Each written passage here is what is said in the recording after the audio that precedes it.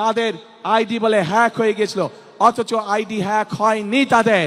একটি রাজনৈতিক দল, এই যে বাংলাদেশের অর্ধেক গোষ্ঠী নারী গোষ্ঠী, যে তাদের সম্পর্কে আমরা দেখেছি কিভাবে তাদেরকে ঘরের মধ্যে আটকিয়ে রাখতে চায়, সেই কথা তারা বলেছে। আমরা দেখেছি একটি রাজনৈতিক দলের একজন নেতা পরিষ্কারভাবে বলে দিয়েছে যে তারা কোনোভাবেই নারীর নেতৃত্বে বিশ্বাস করে না।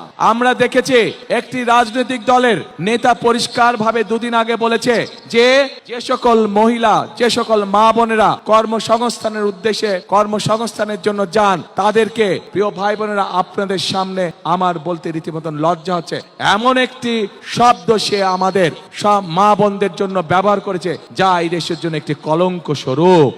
আজ আমরা দেখেছি একটি রাজনৈতিক দলের নেতা পরিষ্কারভাবে নারীদেরকে কিভাবে অসম্মানিত করেছে, তাদেরকে খারাপ ভাষা দিয়ে অসম্মানিত করেছে। প্রিয় ভাই বোনেরা, আমাদের নবী করিম সাল্লাল্লাহু আলাইহি সাল্লাম, উনার যে স্ত্রী ছিলেন বিবি খাদিজা, বিবি খাদিজাও ছিলেন একজন কর্মমুখী মহিলা, উনি ছিলেন একজন মহিলা ব্যবসায়ী। আজকে যেই দলটি, যাদের নেতা আজ বাংলাদেশের নারীদেরকে একটি খারাপ কিছুর সাথে তুলনা করেছে, তারা বলে তারা ইসলাম কায়েম করবে, কিন্তু নবী করিম সাল্লাল্লাহু আলাইহি ওয়াসাল্লামের স্ত্রী পর্যন্ত, উনিও পর্যন্ত একজন ব্যবসায়ী ছিলেন। তাহলে আজকে কোথায় গিয়ে দাঁড়ালো বাংলাদেশের নারী সমাজ তথা তাবৎ পৃথিবীর নারী সমাজকে কিভাবে অপমান করা হলো।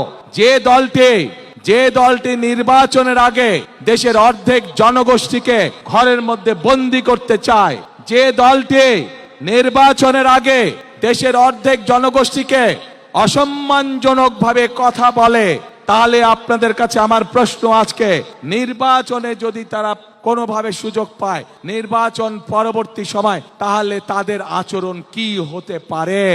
কাজেই প্রিয় ভাই বোনেরা, এরা শুধু নিজের স্বার্থের কথা বোঝে, এরা ধর্মকে ব্যবহার করে নিজেদের স্বার্থ রক্ষা করার জন্য। যেখানে প্রয়োজন সেখানে তারা তাদের মতন করে ধর্মকে ব্যবহার করে। আমরা গতকাল দেখেছি যখন এই কথা বলার পরে তীব্র সমালোচনা শুরু হলো নারী সমাজ থেকে, যখন এই কথা বলার পরে তীব্র সমালোচনা শুরু হলো সমাজের প্রত্যেকটি মানুষের কাছ থেকে, তখন তারা বলছে তাদের এই আইডি হ্যাক হয়ে গিয়েছিল। প্রিয় ভাই বোনেরা, এই বিষয়ে যারা বিশেষজ্ঞ তারা পরিষ্কারভাবে বিভিন্নভাবে বলেছে যে আইডি এইভাবে হ্যাক হতে পারে না। একটি রাজনৈতিক দলের একজন সিনিয়র নেতা জনগণের সামনে নির্বাচনের আগে এইভাবে মিথ্যা কথা বলছে, দলটি পর্যন্ত মিথ্যা কথা বলছে, তাদের আইডি বলে হ্যাক হয়ে গেছিল, অথচ আইডি হ্যাক হয়নি তাদের। কাজেই এরা নির্বাচনের আগে নিজেদের স্বার্থ সিদ্ধির জন্য মানুষের সামনে মিথ্যা কথা তুলে ধরছে, মিথ্যা কথা তারা বলছে। এদের একটাই পরিচয়, এরা মিথ্যাবাদী, এরা নিজেদের প্রয়োজনে নিজেদের স্বার্থেরা মিথ্যা কথা বলে।